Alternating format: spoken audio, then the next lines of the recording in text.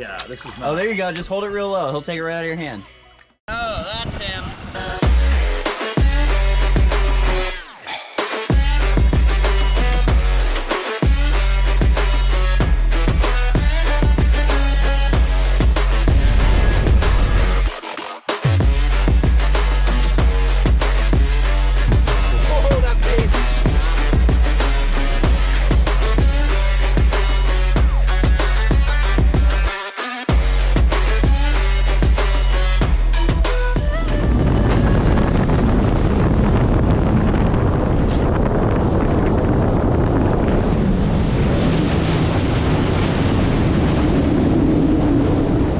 Dive time. Gearing up. Scott's in the hole. Yeah. We got wetsuits, fins, everything everywhere. Bruce is looking for fish. And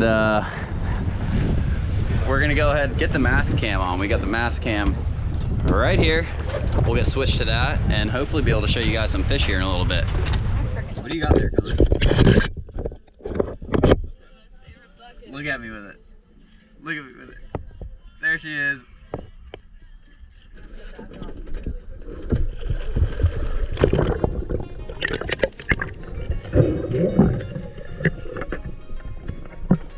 So the type of spearfishing we're doing here is taking place around these coral heads. We're in about 25 to 30 feet of water, but these coral heads can come up almost to the surface, and they're just huge piles of coral and all sorts of life, living rock. And in the middle of all the sand and grass, these coral heads make for like a city of marine life.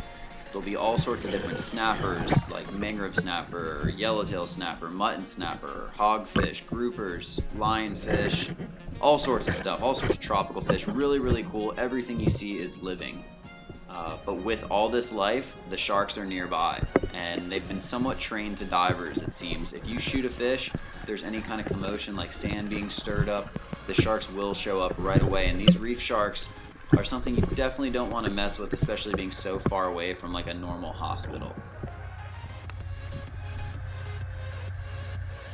When we do these types of dive trips, we're not really looking to fill the freezer. We're looking more for quality fish, and that's why when I had this little hogfish come in all curious, I didn't shoot it. I was just kind of messing with it, seeing how close I could get to it, and I even started to poke the spear towards it to try to touch it, and he didn't seem to like that, or she didn't seem to like that too much.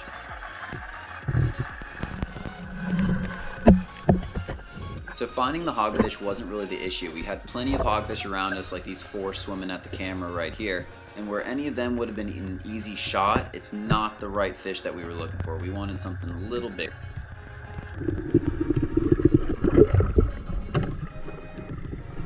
With hogfish ceviche on the menu and all the ingredients already prepared, Connie was ready to get her hogfish and get some nice looking hogfish meat ready for that ceviche. And then followed up pretty quickly after that, Scott found himself a nice hogfish too, sitting down by that sea fan down there. Started to get kind of tangled up on the reef, but it really wasn't too bad. He came up pretty nice. That's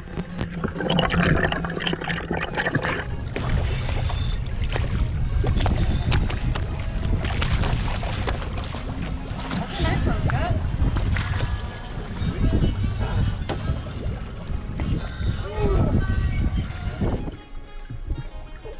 Blood. At least we waited out. That one was definitely a little bigger. Scott spotted this hogfish coming in from the grass and pointed it out to me, and I made a drop down, and he was on the far side of that head, but I knew he was going to be giving me the normal hogfish look where they swim at you, turn sideways, and give you that perfect shot.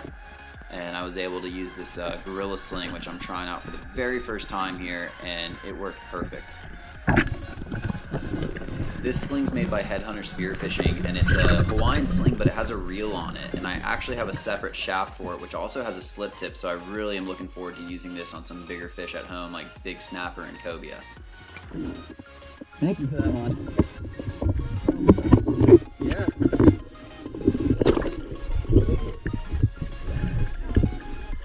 That's right, when I drop it in. Thank you. Missed it on video, but Scott found a nice hoggies. Jeez, Scott, shut up. Like and subscribe. Ah! So fabulous over here. Okay. Look at Dum Dum. do anything to get a hogfish.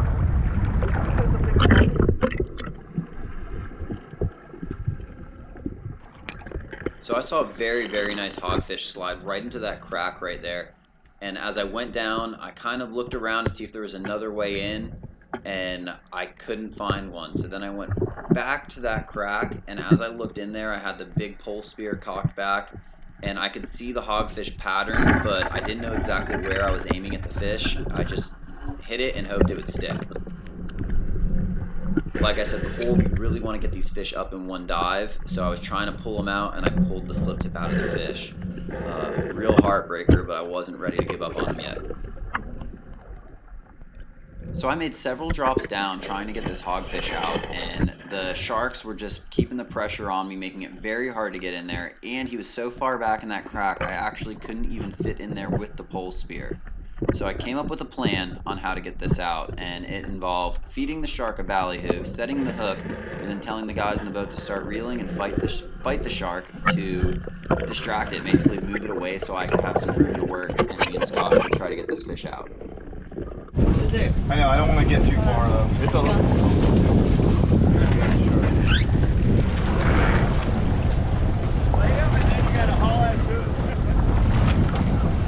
Harry got the shark. Is he right here? Alright, Scott, this is the one. So as you can see, the plan worked perfect. We were able to feed the shark the bait, and I was able to get down there knowing the shark was way too busy. And I was able to get way up in that crack, and I could see the hogfish, but I just could not get the big pole spear in there. He's jammed all the way up in the back of that hole, and I'm basically just trying to fit this pole spear in there, and it was not happening. So it was time to go back and try something else. Dude, it's just too long. You think I should shoot him with a sling? Right down there, the one with the reel, it's already set up, Connie. Okay.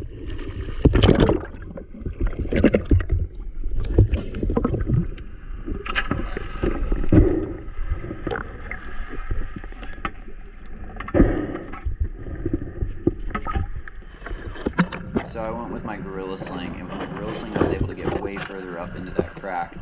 And as I went in there, I couldn't see the hogfish anymore. I went way up in there. I know he didn't come out because Scott was watching the whole time, and I could just not see him. So I kind of just stuck the spear up there, scraped around a little bit, see if I could feel him, and I could not. So I started to work my way back out of the crack and went to go look to see if there was another entrance on the other side. And right as I went over, I saw the pot of gold.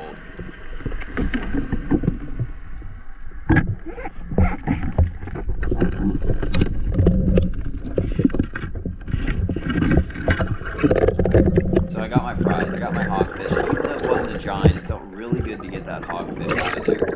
And again, right on schedule. Different shark this time, it was a little smaller, but just from pulling that hogfish out and that little bit of dirt that I stirred up from that, brought in another reef shark. He's good, he's not huge. Good hog, and shot him with the pole spear. But he ripped off, and then the sharks were on him, and then I couldn't get another shot because the pole spear is just too big to get into the hole. And after like a million tries, decided to go with the headhunter sling, gorilla sling, and it got him. Nothing to it, right? Super easy. I saw a nice hog, and I got a shot on it, but it was a really hard angled shot in a hole, and I guess I hit him bad. And it tore off on the slip tip on the pole spear. And we tried to get him out, and the sharks came in. The sharks, you really don't want to mess with the sharks here. We're so far from any kind of help. Even if you got a little bite, it just wouldn't be good. So we left, we came back, the shark was still there, so we knew the hog was still down there, wounded in a hole. And after trying a couple drops with the pole spear was just too long. These pole spears have a ton of power, but not good at getting in a really little space. And I grabbed that gorilla sling. That's actually the first fish I've ever shot with that gorilla sling. And we were able to get him out. I think we're gonna do a couple more dives and then head back in for some dinner. On our way in, we wanted to stop and pick up some lobster, and in the Bahamas, it is 100% legal to shoot lobster. And that's what we were doing right here. We make sure we scare them out of their holes, we make sure they don't have eggs, and that they're of good size. And we picked off, I think we ended up getting 4. But we picked off some real nice lobster to go along with our dinner.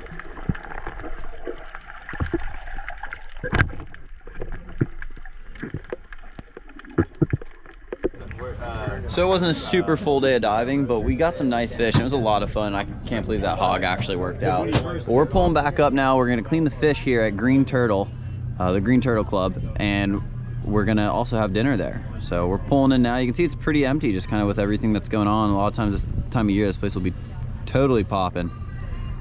But it might be getting lit tonight. We'll see.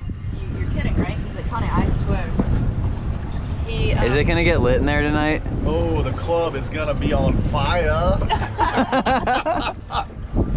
Who won the hogfish tournament today? I think Mike barely got me. I clearly won. Yep. It's good. What a day. Nice. So we're up here cleaning the fish. We got 2 more to fillet before we're all done. Gonna go hit them with the tsunami knife. And then we got these couple lobsters too. Those are the 2 big hogs and the lobsters. And then we got some hungry little critters down here.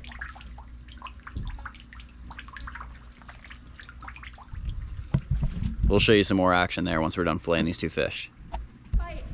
We got some action at the fillet table, Doc, over here. So our incredible boat is now why are you famous, little diver boy? Wait, I think I saw them the other day. He's videoing. He's videoing us. Just stay up here. Nurse sharks are all trained. Get over here. You're not, I'll hold their feet. I don't want to see that. Yeah, this is not. Oh, there you go. Just hold it real low. He'll take it right out of your hand. There you got go. her. Oh, fucking give me his neck. Here, hold the key. No, you don't want to do that. Don't stick your fingers in there. No, that's fine. Just let it go. Hey, get your hands up. Get your hands up. There he goes. He You're got making it. the boys nervous there, baby. Boys getting nervous. All right, so that wraps up a day of diving. We got our fish cleaned. We're getting ready to head into the Green Turtle Club for dinner. Get up. Get cleaned up a little bit to go do that. I don't know what we're gonna do tomorrow, but you guys will see it.